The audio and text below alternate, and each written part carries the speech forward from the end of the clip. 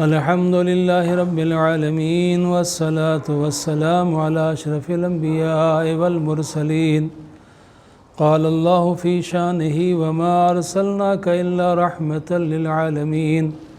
محبوب رب المشرقين والمغربين وجد الحسن والحسين المكي المدني القرشي الهاشمي المولانا أبي القاسم محمد. اللهم صل على محمد وآل محمد وآله الطيبين الطاهرين المعصومين المظلومين ولعنة الله على أعدائهم وغاصبي حقوقهم ومنكري فضائلهم وعظمتهم أجمعين. أما بعد، فقد قال الله تبارك وتعالى في كتابه المجيد وفرقانه الحميد وخطابه المتين وهو أصدق الصادقين وقوله الحق. بسم الله الرحمن الرحيم. يا أيها الذين آمنوا اتقوا الله وابتغوا إليه الوسيلة. صلوات بر محمد وآل محمد. اللهم صل على محمد وآل محمد. عزیزان محترم، یوں تو زندگی کا ایک بڑا حصہ آپ لوگوں کے ساتھ گزرا، اور پھر مولا حسین علیہ السلام کے صدقے میں آپ لوگوں کی محبتیں کھینچ کے لے آئیں. آپ کی خدمت میں حاضر ہوں. انشاءاللہ جس طریقے سے مولا کا ذکر بن سکے گا آپ کی خدمت میں کوشش کروں گا بات پہنچانے کے لیے. مجلس ایام عزا کے سلسلے میں تھی کہ چاند ہو جائے گا تو پہلی شب کی مجلس ہوگی، لیکن چاند نہیں ہوا. یعنی کبھی کبھی پروردگار جب زیادہ عطا کرنا چاہتا ہے تو وہ کوئی بہانہ بنا دیتا ہے.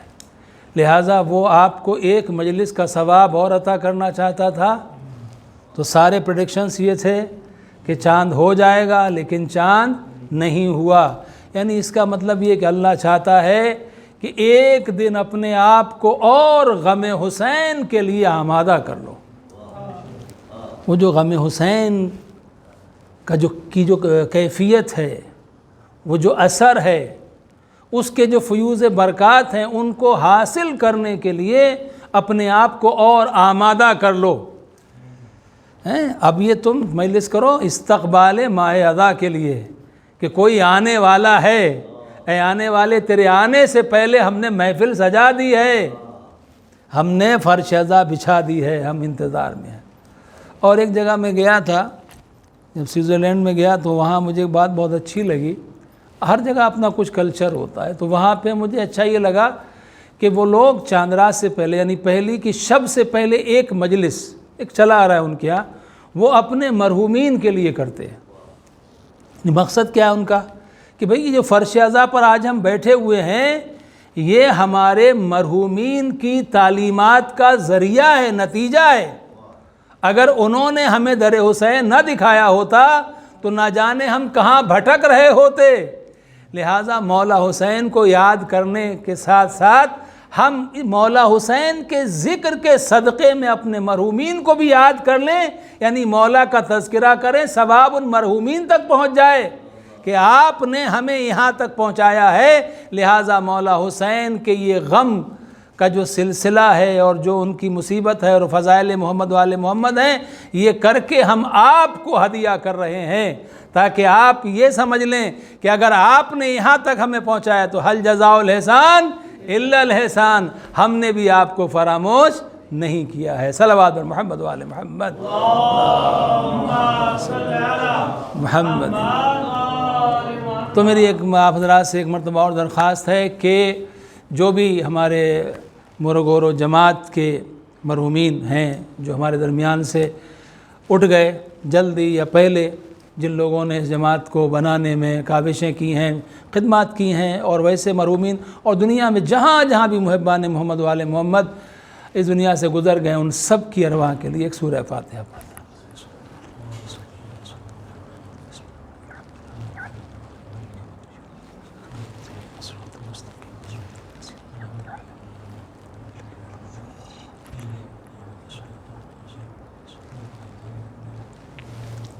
صلوات محمد وآل محمد. محمد۔ تو عزیزان محترم، چونکہ ابھی دعائے توسل ہوئی ہے اور میں نے سوچا کہ پھر بات کیوں نہ یہیں سے شروع کر دی جائے، ایک دن مل گیا ہے۔ اور یہ ٹاپک جو ہے، یہ موضوع آج کل بہت حساس ہے۔ ہمارے بہت سارے یوتھس جو ہیں وہ بھی تھوڑا سا ان کو بھٹکایا جا رہا ہے، راہ سے ہٹایا جا رہا ہے، یا کچھ لوگ وہاں تک سمجھتے نہیں ہیں کہ نہیں ہم ٹھیک ہے، یہ مثلا کہ یا علی مدد کہنا یہ جائز نہیں ہے، شرک نہیں، مدد صرف اللہ سے مانگنی چاہیے۔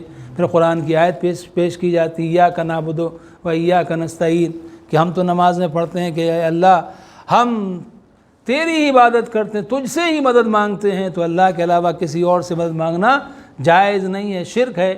تو اب یہ بہت ساری باتیں ایسی ہوتی ہیں کہ اس کا ظاہر کچھ اور ہوتا ہے، باطن کچھ اور ہوتا ہے، دیکھنے میں ہمیں کچھ اور لگ رہا ہوتا ہے لیکن اس کے اندر کوئی اور چیز چھپی ہوتی ہے۔ لہٰذا ہمارا یہ فریضہ ہے، یہ ہماری ذمہ داری ہے کہ ہم اپنے بچوں کو، جوانوں کو، یا کوئی بزرگ بھی ہے، اگر اس کے ذہن کے اندر کوئی شک پیدا ہو رہا ہے، کوئی ڈاؤٹ کریٹ ہو رہا ہے، تو ہم یہ نہیں کہ اس کو ڈانٹیں یا ہم اس کو فتویٰ لگائیں کہ نہیں تم نے ایسی بات کیوں کر دی، تم کیسے شیعہ ہو، تم کیسے مسلمان ہو۔ نہیں، اس کی بات کو آسانی سے سنیں اور اچھے طریقے سے اسے سمجھانے کی کوشش کریں۔ شاید کہ تیرے دل میں اتر جائے میری بات، اگر بات اتر گئی تو ٹھیک ہے، نہیں اتری تو پھر آپ اپنی جگہ بریُز ذمہ ہو جائیں گے۔ تو اسی لیے میں نے قرآن مجید کی جو آیت آپ کے سامنے تلاوت کی۔ اللہ سبحانہ و تعالیٰ مخاطب کس سے ہے؟ مومنین سے۔ دیکھیے یہاں پر جو بات ہو رہی ہے وہ یا ایھا الذین آمنوا، اے وہ لوگوں جو ایمان لائے ہو، جو مومن ہو، اللہ سے ڈرو۔ ایمان کے بعد دوسری منزل یہ کہ اللہ سے ڈرو، اس کا خوف ہونا چاہیے۔ کچھ بھی کرنے سے پہلے تمہارے دل میں اللہ کا خوف ہونا چاہیے، تمہیں سوچنا چاہیے کہ مجھے یہ کرنا چاہیے یا نہیں کرنا چاہیے، یہ بولنا چاہیے یا نہیں بولنا چاہیے، یہ دیکھنا چاہیے یا نہیں دیکھنا چاہیے، یہاں جانا چاہیے یا نہیں جانا چاہیے۔ تو یہ چیزیں جو ہے ہر ایکشن سے پہلے اللہ سبحانہ و تعالیٰ کی یاد ہو، اس کا خوف ہو، میرا پروردگار مجھ سے ناراض نہ ہو۔ تو یہ ایمان کے بعد اب اس کے بعد اللہ سبحانہ و تعالیٰ فرماتا ہے وَابْتَغُوا إِلَيْهِ الْوَسِيلَةَ، اور وسیلہ تلاش، اللہ تک پہنچنے کا ذریعہ تلاش کرو۔ یعنی اللہ سبحانہ و تعالیٰ نے یہ کہا کہ نہیں، صرف میرے ماننے کی بات نہیں ہے، بلکہ مجھ تک پہنچنے کے لیے میں نے کچھ ذریعے بنائے ہیں، کچھ وسیلے بنائے ہیں، ان کے ذریعے سے جب تم آؤ گے تبھی مجھ تک پہنچ سکتے ہو۔ لہذا کہا وابتغوا الیہ الوسیلہ، اور اللہ تک، مجھ تک پہنچنے کے لیے وسیلہ تلاش کرو۔ اب یہاں پر جو فرق ہے وہ یہ ہے کہ لوگ وسیلہ تلاش کرنا اور وسیلہ بنانے میں فرق کو سمجھتے نہیں، وہ ایک ہی سمجھتے ہیں، وہ دونوں چیزوں کو ایک ہی سمجھتے ہیں۔ اب اگر میں چاہوں تو ایک جملے کے اندر اس بات کو جو ہے قرآن مجید سے آپ کے سامنے ثابت کر دوں گا، انشاءاللہ بات آ جائے گی ذہن میں۔ اللہ نے کیا کہا کہ اللہ تک پہنچنے کا ذریعہ، وسیلہ تلاش کرو۔ بھئی دیکھیے، اگر کہیں پر بارش ہو جائے، بہت زیادہ سیلاب آ جائے، فلڈ آ جائے، تو اس فلڈ سے پار کرنے کے لیے کیا آپ کو بوٹ کی ضرورت ہوگی؟ یا آج کے زمانے میں جو ہے وہ آپ کو کوئی ہیلی کاپٹر یا کوئی پلین وغیرہ وہ آ کے آپ کو لے کے جا سکتا ہے۔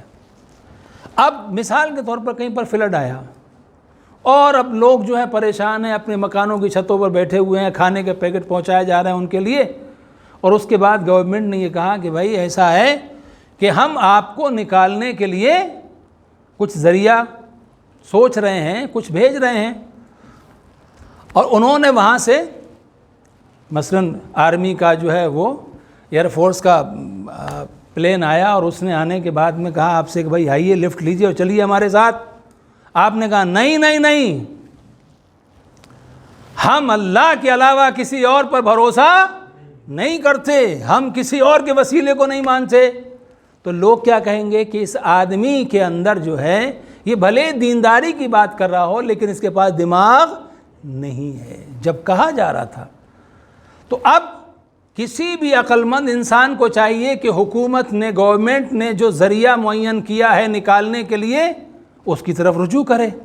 لیکن اب غلط کیا ہوگا کہ کوئی انسان اپنی کشتی بنا کے کہ نہیں میں تو اپنی کشتی لے کے جا رہا ہوں، تو کہا یہ صحیح نہیں، اگر تو ہلاک ہوا تو اس کے ذمہ دار تو ہوگا۔ اب قرآن مجید میں اگر آپ دیکھیے تو ایک بہت واضح سی مثال ہے کہ جہاں پر اللہ سبحانہ و تعالیٰ نے جناب نوح علیہ السلام سے کہا کہ نوح کشتی بناؤ۔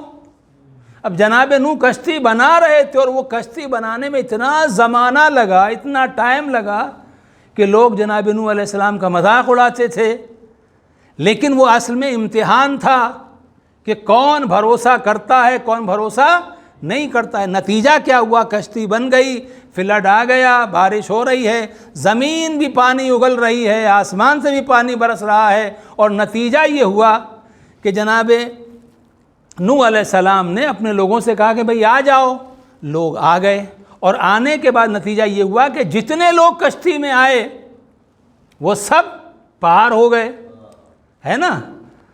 جو کشتی تھی وہ بنی وسیلہ، وہ بنی ذریعہ نجات کا، آ جاؤ اس کے ذریعے سے۔ لیکن جو نوح علیہ السلام کا بیٹا تھا، بیٹے نے کہا کہ نہیں، مجھے تمہاری کشتی کی ضرورت نہیں، میں تو پہاڑ کے اوپر پناہ لے لوں گا۔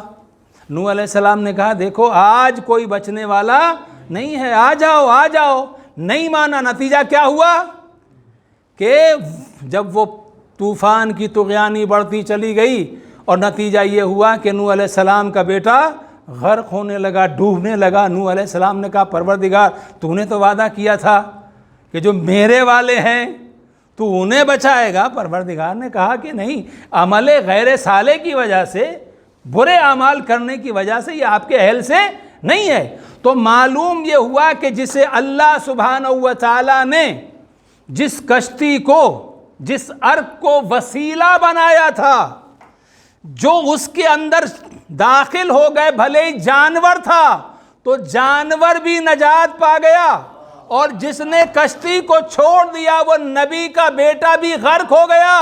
اللہ نے بتایا جو وسیلے کو تلاش کر لے تو جانور بھی نجات پا جاتا ہے، وسیلے کو چھوڑ دے تو نبی کا بیٹا بھی غرق ہو جاتا ہے۔ صلوات بر محمد و آل محمد۔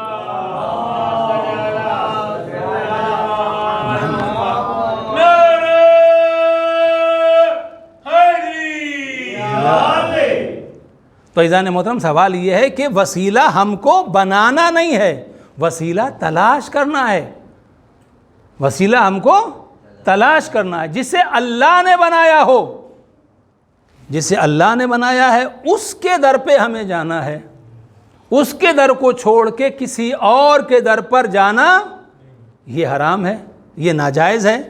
اس کے در پر جاؤ جس کا وسیلہ اللہ سبحانہ و تعالیٰ نے بتایا ہے۔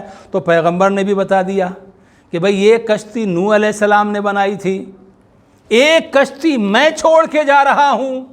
نوح علیہ السلام کی جو کشتی تھی وہ ایک زمانے کے لیے، ایک وقت کے لیے تھی کہ جو اس وقت موجود تھے، جو اس وقت موجود تھے کشتی میں بیٹھ گئے، نجات مل گئی۔ لیکن میں تو ہوں سید المرسلین، میرا زمانہ تو بہت بڑا ہے، اگر میں نے ایک وقت کے لیے بنایا تو باقی کا کیا ہوگا؟ کہ میں کشتی لکڑی کی نہیں بناؤں گا، میں لکڑی کی کشتی نہیں بناؤں گا، میں کشتی ایسی بناؤں گا کہ زمانہ کوئی بھی ہو جو آل محمد سے محبت کر کے قدم آگے بڑھائے گا نجات مل جائے گی۔ کہ میرے اہل بیت کی مثال کشتی نوح جیسی ہے کہ جو اس میں داخل ہو گیا نجات پا گیا، جو دور ہو گیا وہ غرق ہو گیا۔ صلوات بر محمد و آل محمد۔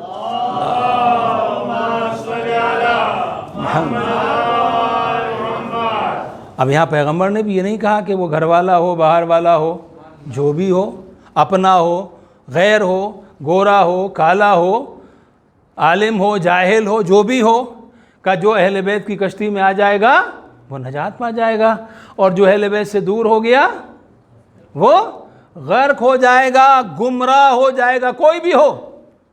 یہاں مسئلہ یہ نہیں ہے عرب ہے، عجم ہے، افریقہ کا ہے، ہندوستان کا ہے، پاکستان کا، کہیں کا بھی ہو، کوئی بھی ہو، اہل بیت والے بن جاؤ، نجات مل جائے گی۔ اہل بیت سے دور ہو گئے تو نجات نہیں ملے گی۔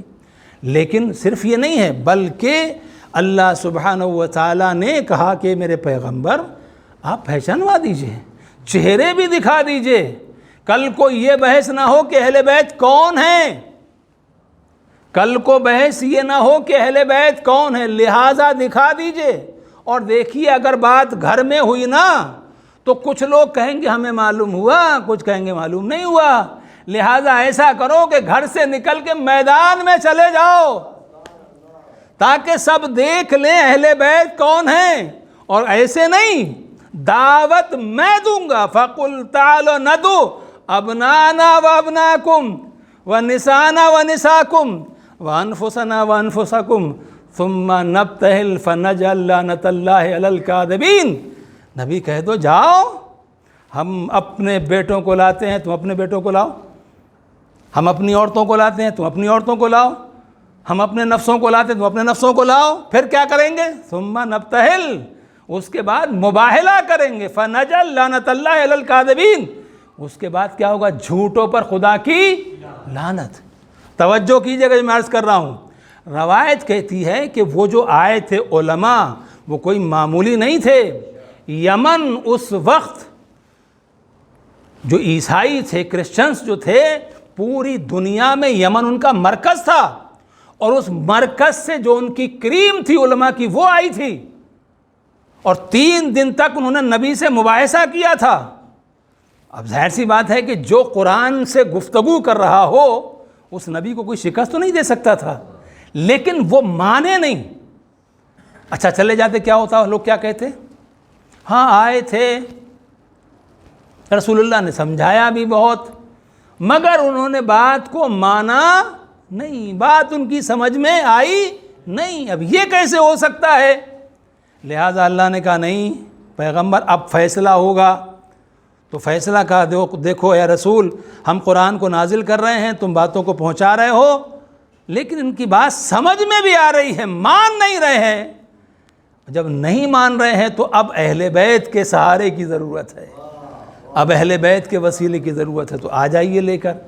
تو پیغمبر جب لے کے چلے تو وہ جو وہاں علماء تھے ان میں جو بزرگ تھا ابو حارث، اس نے کہا کہ دیکھو ایک بات کا خیال رکھنا، ہمیں یہ دیکھنا ہے کہ یہ جو محمد صلی اللہ علیہ وآلہ وسلم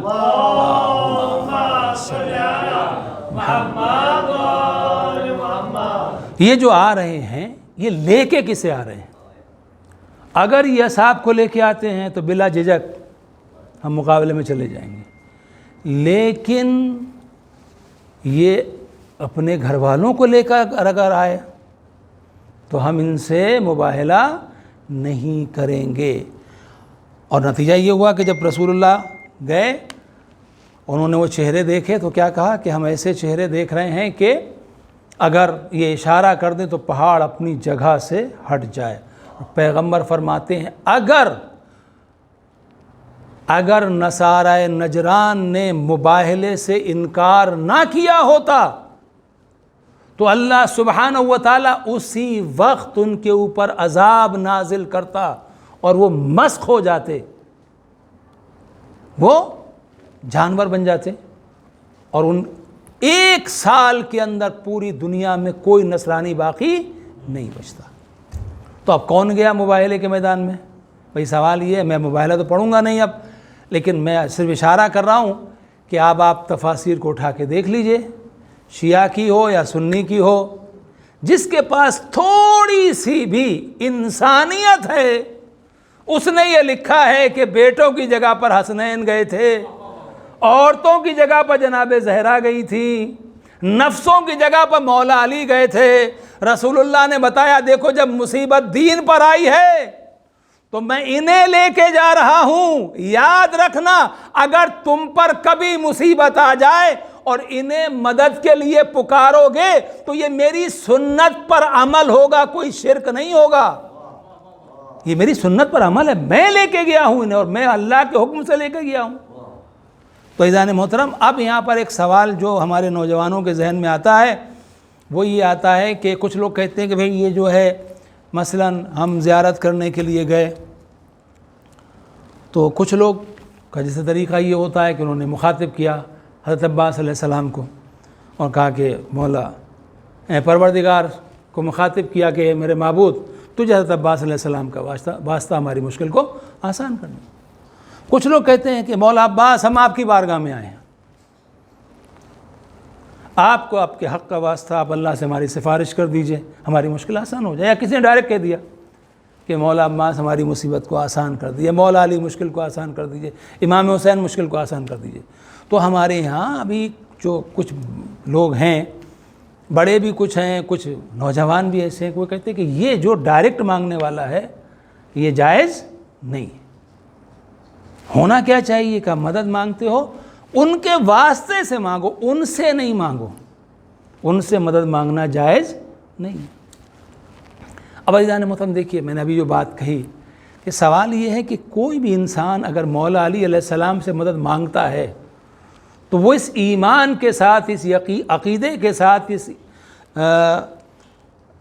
فیتھ کے ساتھ مدد مانگتا ہے کہ یہ جو مولا علی علیہ السلام کو پاور ملی ہے مشکل کشائی کی، یہ اللہ سبحانہ و تعالیٰ نے عطا کی ہے، مولا علی کی یہ ذاتی نہیں ہے۔ حضرت عباس کے پاس جو کمال ہے وہ اللہ کا عطا کردہ ہے، حضرت عباس کا ذاتی نہیں ہے۔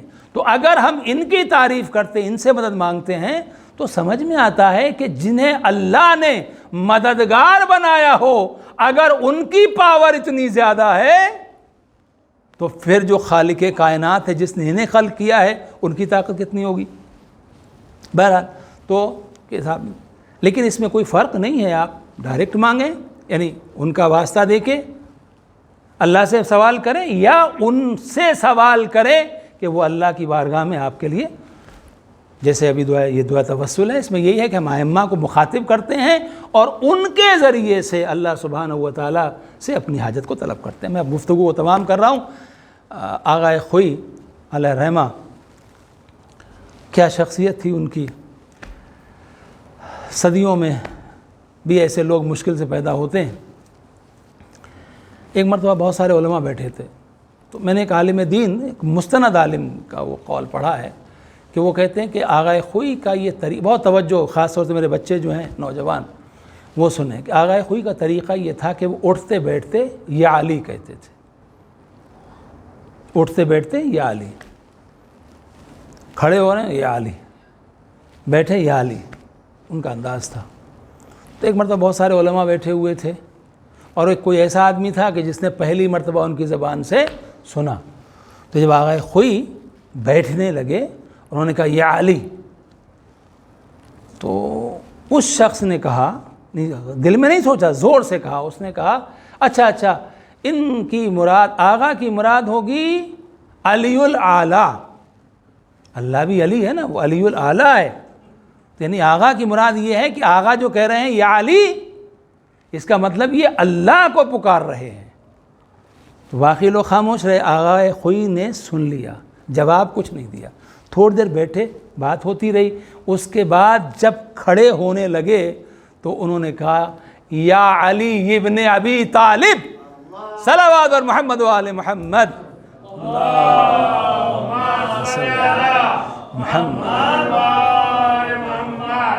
یعنی کوئی تمہیں ڈاؤٹ نہ رہ جائے، وہ یقیناً وہ علی الاعلیٰ ہے، اسی اعلیٰ نے علی کو یہ پاور، یہ طاقت دی ہے، لیکن جو میں یا علی کہہ رہا ہوں اس سے مراد ذات علی ابن ابی طالب علیہ السلام۔ تو عزیزان محترم، اب ظاہر سی بات ہے کہ یہ کسی کوئی عام آدمی ہو بولے یہ ملنگ ہے، یہ جاہل ہے، یہ لوگ دین نہیں جانتے ہیں، یہ فلاں ہیں، لیکن اگر اتنا بڑا صدی کا کوئی مرجع فقی، اس کا طریقہ یہ ہے، یعنی اس کا مطلب یہ ہے کہ ہمیں یہ سمجھنا چاہیے کہ اہل بیت علیہ السلام کو جو شان عطا ہوئی ہے وہ اللہ سبحانہ و تعالیٰ کی طرف سے ہے، لہٰذا ہم ان سے اپنے آپ کو وابستہ رکھیں، ان سے اپنے آپ کو دور نہ کریں، انشاءاللہ مشکلیں خود بخود آسان ہو جائیں گی اگر ہم ان کے در سے وابستہ ہوں گے۔ وہ تو ایسے ہیں کہ وہاں مانگنے کی ضرورت بھی نہیں پڑتی، وہ تو دل کے حال کو خود سمجھ لیتے ہیں، لیکن شرط کیا ہے؟ میرا بہت جی چاہ رہا تھا کہ اس سال میں محرم کا آغاز جناب مسلم ابن عقیل علیہ السلام کے تھوڑے تذکرے کے ساتھ کروں، لیکن اب وہ یہ چونکہ چاند نہیں ہوا تو اور تھوڑا آسان ہو گیا میرے لیے۔ جناب مسلم بن عقیل، معرفت کی وہ منزل ہے کہ امام حسین علیہ السلام نے جو بھیجا ہے کوفے میں، کیا کہا ہے کہ مسلم کی بیعت میری بیعت ہے۔ ہاتھ کس کا ہے؟ جناب مسلم کا، لیکن جو بیعت ہو رہی ہے وہ کس کی ہے؟ امام حسین کی۔ اور فرمایا میں اپنے معتمد خاص اپنے بھائی مسلم بن عقیل کو بھیج رہا ہوں۔ اور جناب مسلم جب چلے ہیں 15ویں رمضان کو، میں اس لیے عرض کر رہا ہوں یہ بات کہ کربلا، یوں امام حسین علیہ السلام جو ہے 2 محرم کو پہنچے تھے کربلا، لیکن آغاز کربلا 9 ذی الحجہ کو جناب مسلم کی شہادت کے ساتھ ہو چکا تھا۔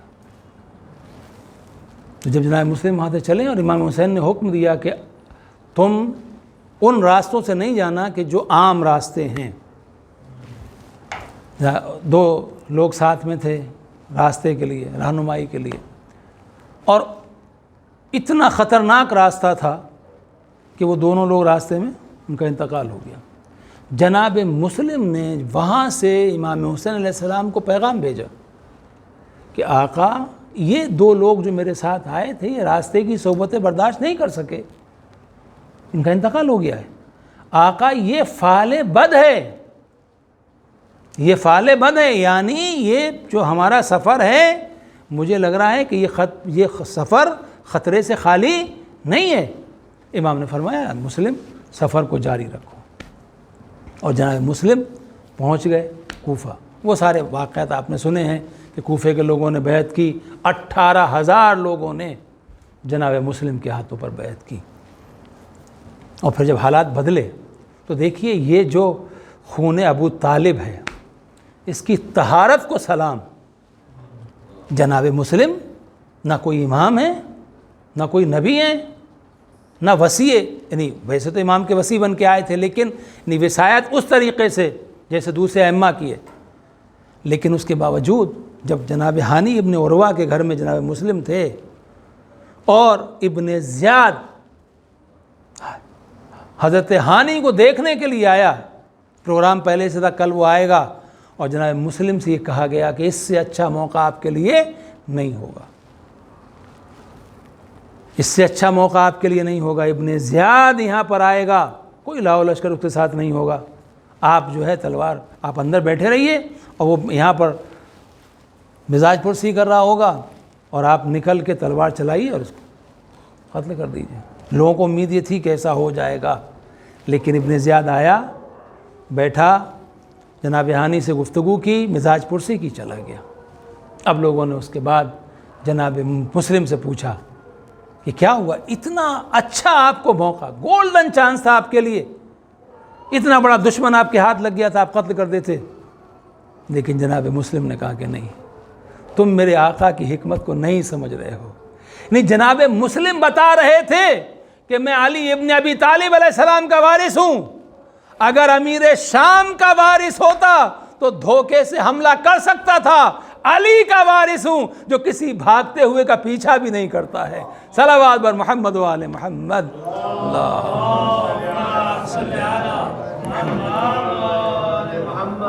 عزیزان محترم، اور اس کے بعد پھر وہ وقت بھی آیا کہ اب جناب مسلم کے لیے کوفے میں جگہ تنگ ہو گئی، اور آخر میں جناب مسلم ایک گھر کے دروازے پر آ کے بیٹھ گئے۔ تلاش کیا جا رہا ہے، کہاں ہے مسلم بن عقیل، قتل کر دو۔ طوا کے دروازے پہ آ کے بیٹھ گئے۔ مومنہ گھر سے باہر نکلی، اس نے دیکھا کوئی مسافر بیٹھا ہوا ہے، کوئی شخص باہر بیٹھا ہوا ہے، تو اس نے کہا کہ شہر کے حالات اتنے خراب ہیں، اس کے بعد تم یہاں بیٹھے ہو، اپنے گھر جاؤ، ابن زیاد کے سپاہی دیکھیں گے، تمہیں گرفتار کر لیں گے، تمہیں قتل کر دیں گے۔ جناب مسلم نے ایک عجیب جملہ ارشاد فرمایا۔ جناب مسلم فرماتے ہیں کہ گھر وہ جاتا ہے جس کا گھر موجود ہو، جو غریب الوطن ہو وہ کہاں جائے۔ اس نے پوچھا کیا مطلب آپ کوفے کے رہنے والے نہیں ہیں؟ کہا نہیں۔ کہا کہاں کے رہنے والے ہیں؟ کہا میں مدینے کا رہنے والا ہوں۔ مدینے کے رہنے والے؟ کون ہیں آپ؟ کہا میں مسلم بن عقیل ہوں، اتنا سننا تو اس نے ہاتھوں کو جوڑا، مولا آپ دروازے پر بیٹھے ہوئے ہیں، میرے مولا آئیے، یہ گھر آپ کا ہے، تشریف لائیے۔ اور اندر لے کے گئی۔ جناب مسلم گھر کے اندر تھے، اس کے بیٹے کو خبر ہوئی، اس نے اطلاع کی ابن زیاد کو۔ اب وہاں سے 500 ایک شخص کو گرفتار کرنے کے لیے، مقابلہ کرنے کے لیے 500 اشخاص کی جو فوج ہے، سپاہی آتے ہیں۔ جناب مسلم گھر میں بیٹھے ہوئے ہیں، گھوڑوں کی ٹاپوں کی آواز سنائی دی۔ جناب مسلم نے فوراً تلوار کو اٹھایا اور آپ اپنے مقام سے کھڑے ہوئے۔ اس مومنہ نے پوچھا کہاں جا رہے ہیں آپ؟ کہا بی بی دشمن آ گئے ہیں۔ تو کہا باہر نہ جائیے۔ کہا میری غیرت گوارا نہیں کرتی کہ میری وجہ سے دشمن نامحرم تیرے گھر کے اندر داخل ہو جائیں۔ میں کہوں گا اے جناب مسلم نے عقیل، آپ کی غیرت کو ہمارا سلام، لیکن آپ کی غیرت نے یہ گوارا نہیں کیا کہ طوع کے گھر میں ابن زیاد کے سپاہی داخل ہو جائیں۔ آپ اپنی جان کو ہتھیلی پر رکھ کے گھر سے باہر نکل آئے۔ میں کہوں گا اے جناب مسلم ذرا کربلا کے میدان میں آ کے دیکھیے، حسین کا بیٹا علی ابن الحسین اپنی آنکھوں کے سامنے دیکھ رہا ہے نامحرموں کی فوج خیموں کے اندر داخل ہو رہی ہے، کوئی جناب زینب کی چادر کو چھین رہا ہے، کوئی سکینہ کے گوشوارے اتار رہا ہے، کوئی بیویوں کے تازیانے مار رہا ہے، خیام کو جلایا جا رہا ہے۔ ہائے میرا امام سجاد علیہ السلام، اس نے کس طریقے سے اس مصیبت کو دیکھا ہوگا۔ جزاکم ربکم ارباب عزا ہاذا دارو۔ اس کے بعد پھر 500 سپاہی اور بلائے گئے۔ جب جناب مسلم نے جنگ کی، وہ مقابلہ نہ کر سکے، 500 سپاہی اور بلائے گئے۔ اور اس کے بعد بھی جب جناب مسلم کے اوپر قابو نہیں پا رہے تھے تو ایک مرتبہ سازش کی گئی، ایک گڑھا کھودا گیا، اس کو خش و خاشاک سے برابر کیا گیا۔ جناب مسلم جنگ کرتے ہوئے آگے بڑھے، ایک مرتبہ اس گڑھے کے اندر قدم گیا، جناب مسلم گڑھے میں گرے، اوپر سے کوئی تلوار مار رہا تھا، کوئی پتھر مار رہا تھا، ہر طرف سے حملے ہو رہے تھے۔ جناب مسلم زخمی ہو گئے۔ روایت کہتی جناب مسلم نے پانی طلب کیا، لیکن پانی جب لبوں تک لانا چاہتے تھے، لبوں کا خون پانی کے اندر آ جاتا تھا، پانی کو پھینک دیتے تھے۔ شاید کربلا کہہ رہی تھی مسلم تم حسین کے سفیر ہو، جب تمہارا آقا پیاسا شہید ہوگا تو تم کیسے پانی پی سکتے ہو؟ عزادارو جناب مسلم قیدی بنا کے لائے گئے۔ اس کے بعد ابن زیاد سے گفتگو ہوئی اور ابن زیاد نے جب جناب مسلم کو شہید کرنے کا حکم دیا تو جناب مسلم نے ایک خواہش کی تھی۔ وہ خواہش کیا تھی کہ کوئی خط، کوئی پیغام میرے مولا تک پہنچا دو کہ وہ کوفے میں نہ آئے، اس لیے کہ کوفے کے حالات بدل چکے ہیں۔ عزادارو دارالامارہ کے اوپر لے جایا گیا، جناب مسلم کو شہید کرنا چاہتے ہیں، لیکن مسلم کے دل میں تمنا تھی اپنے آقا کا دیدار کر لوں۔ ایک مرتبہ مکے کی طرف رخ کیا، انگلی کا اشارہ کیا، السلام علیکہ یا ابا عبداللہ۔ ارے قاتل کی تلوار چلی، سر مسلم پر تلوار چلی، جناب مسلم کے گلے کو کاٹ دیا گیا، سر اٹھا لیا گیا، جناب مسلم کے لاشے کو زمین پر پھینک دیا گیا۔ بس مجلس تمام ہے، آخری فکرے جناب مولا امام حسین علیہ السلام مکے سے چلے ہیں کربلا کی طرف، ایک جگہ پر ایک منزل کی ہے، ارے انتظار میں ہے کہ میرے بھائی مسلم کی خبر مل جائے۔ کوئی کوفے کی طرف سے آ رہا تھا۔ حضرت عباس سے کہا بھئی عباس آگے بڑھو، دیکھو یہ آنے والا کون ہے، اس سے پوچھو کہاں سے آ رہا ہے، اگر کوفے سے آ رہا ہو تو ہمارے بھائی مسلم کی خیریت دریافت کر لو۔ جب وہ قریب آیا مولا حسین نے پوچھا میرے بھائی مسلم کی کچھ خبر ہے؟ کہا آقا آپ تنہائی میں چلیے تو میں بتاؤں گا۔ اتنا سننا تھا، امام نے کہا کوئی غیر نہیں ہے، جو کہنا ہے کہہ دو۔ بھائی اتنا سننا تھا۔ اس نے کہا جب میں کوفے سے چلا تھا، ارے مسلم کے لاشے کو پیر میں رسی باندھ کے مسلم کے لاشے کو کوفے کی گلیوں میں پھرایا جا رہا تھا۔ امام نے سر سے عمامہ اتارا، انا للہ و انا الیہ راجعون۔ اے مسلم تم غربت میں شہید کر دیے گئے، لیکن میرے مولا خیمے کے اندر داخل ہوئے، جناب مسلم کی یتیمہ کو لیا، بچی کو گود میں اٹھایا، پیار کیا، سر پر دست شفقت پھیرا۔ بچی نے گھبرا کے پوچھا ماموں آپ تو اس طریقے سے میرے سر پر ہاتھ پھیر رہے ہیں جیسے یتیموں کے سروں پر ہاتھ پھیرا جاتا ہے۔ اتنا سننا تھا۔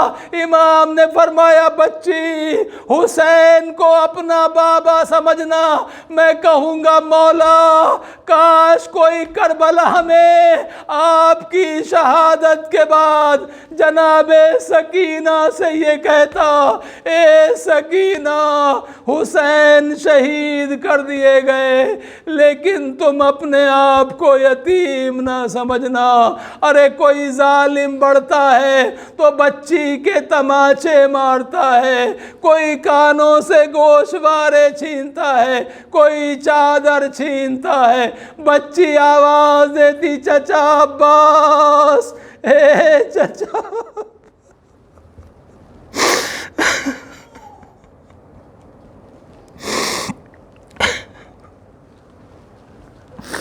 اللہ رحمت اللہ علیہ قوم الظالمین سیعلم الذین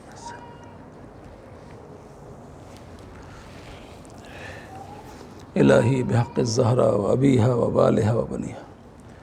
پروردگار ہمارے ذکر کو قبول فرما۔ میرے معبود ہمیں محبت محمد و آل محمد علیہ السلام کے اوپر قائم رکھ۔ میرے معبود ہمارا خاتمہ ایمان کے اوپر ہو۔ دنیا میں جہاں جہاں بھی مومنین ان سب کی جان مال عزت و آبرو کی حفاظت فرما۔ میرے معبود بیماروں کو شفائے کاملہ عاجلہ عطا فرما۔ جو مرحومین ان کی مغفرت فرما، انہیں جوار مولا حسین علیہ السلام میں جگہ نصیب فرما۔ مقامات مقدسہ کا تحفظ فرما۔ میرے معبود ہمیں ان کی زیارت نصیب فرما۔ اے میرے معبود علماء اعلام مراجع کرام کے سائے کو ہمارے سروں پر محفوظ رکھ۔ میرے معبود مومنین کی جان و مال عزت و آبرو کی حفاظت فرما، ہماری ماں بہنوں بیٹیوں کی عزت و آبرو کی حفاظت فرما۔ اے میرے معبود مومنین کو تمام دشمنوں کے شر سے محفوظ رکھ۔ اے میرے معبود ہمارے امام کے ظہور میں تعجیل فرما، امام علیہ السلام کے آبان و انصار میں ہمارا شمار فرما۔ میرے معبود دنیا میں جہاں جہاں بھی ماتمداران سید شہداء علیہ السلام ہیں ان سب کی جان و مال کی حفاظت فرما، خاص طور سے اس محرم کے زمانے میں دشمنوں کے سر سے مومنین کی حفاظت فرما۔ اے میرے معبود دنیا میں زیارت حسین اور آخرت میں شفاعت حسین علیہ السلام نصیب فرما۔ آمین رب العالمین بحق محمد و آلہ الطاہرین۔ ماتم حسین۔